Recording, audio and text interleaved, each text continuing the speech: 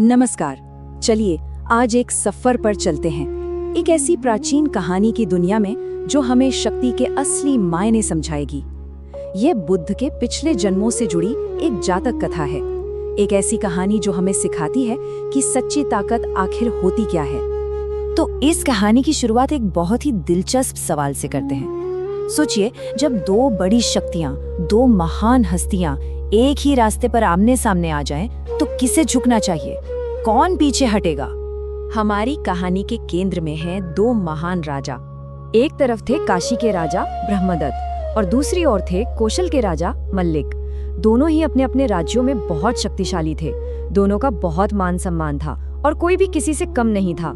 और फिर देखिए किस्मत का खेल। दोनों राजाओं ने एक ही वक्त पर एक जैसा फैसला लिया। उन्होंने तय किया कि वो भेष बदलकर अपने राज्य का हाल जानेंगे। उनका मकसद सिर्फ घूमना फिरना नहीं था, नहीं, वो ये देखना चाहते थे कि उनकी प्रजा असल में कैसे जी रही है। वो सच्चाई को अपनी आंखों से देखना चाहते थे, अपने कानों से सुनना चाहते थे। और फिर वो हुआ जिसके बारे में किसी ने सोचा भी नहीं था। एक ऐसी जगह जहां उन दोनों का आमना सामना हो गया। हुआ ये कि दोनों राजा एक संकरे रास्ते पर आ पहुंचे। वहां एक पुल था और वो इतना तंग था कि एक बार में सिर्फ एक ही रथ गुजर सकता था। और ठीक उसी पुल पर दोनों के रथ आमने सामने आकर रुक गए।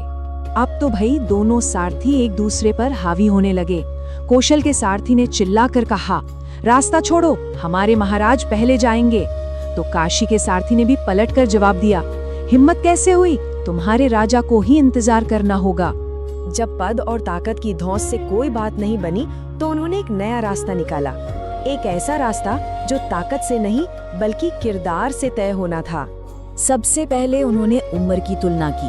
पता चला दोनों बराबर के हैं। फिर राज्य का आकार, धन दौलत, परिवार की शान, हर तराजू पर दोनों एक जैसे निकले। जब हर चीज में टक्कर बराबरी की थी, तब जाके एक नया विचार आया, अब गुणों की परीक्षा होगी। तो ये तय हुआ कि जो राजा चरित्र में, गुणों में ज्यादा महान होगा, रास्ता उसी का होगा। अब असली लड़ाई शुरू हुई, तलवारों की नहीं बल्कि सिद्धांतों की। और यहीं पर हमें शक्ति को देखने के और उसे इस्तेमाल करने के दो बिल्कुल अलग अलग रास्ते दिखाई देते हैं। सबसे पहले कौशल के सारथी ने बड़े गुरूर से अपने राजा मल्लिक का तरीका बताया। उसने कहा, हमारे राजा दुष्ट के साथ दुष्टता से पेश आते हैं, सज्जन के साथ सज्जनता से, और पापी को उसी की भाषा में जवाब देते हैं। यही उनका तरीका है।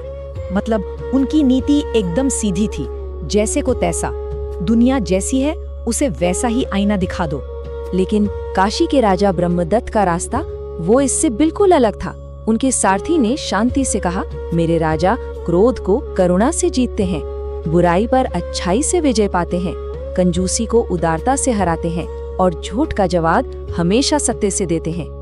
तो देखिए, हमारे सामने दो रास्ते हैं। एक तरफ राजा मल्लिक का बदला लेने का रास्ता, यानी दुनिया के एक्शन पर बस रिएक्ट करना, और दूसरी तरफ राजा ब्रह्मदत्त का रास्ता, जो दुनिया को बदलने का रास्ता है, अच्छाई से जीतने का रास्ता। दो बिल्कुल अलग सोच, दो बिल्कुल अलग दुनिया। तो सवाल ये है कि इन दो रास्तों में से कौन सा रास्ता ज्यादा वजनदार साबित हुआ? जैसे ही राजा मल्लिक और उनके सारथी ने ब्रह्मदत्त के गुणों के बारे में सुना, वो दोनों निशब्द हो गए। बिना एक पल की भी देरी किए राजा मल्लिक ने अपने सारथी को रथ पीछे हटाने का हुक्म दिया। उन्होंने मान लिया कि असली विजेता कौन है। और ये हमें सिखाता है कि असली शक्ति ताकत का जवाब ताकत से देने में नहीं है। असली शक्ति तो उस टकराव से ऊपर उठ जाने में है। सदाचार की ताकत दुनिया की हर भौतिक ताकत से कहीं ज्यादा बड़ी होती है। और ये प्राचीन कहानी आज भी हमारे लिए एक बहुत गहरा सवाल छोड़ जाती है।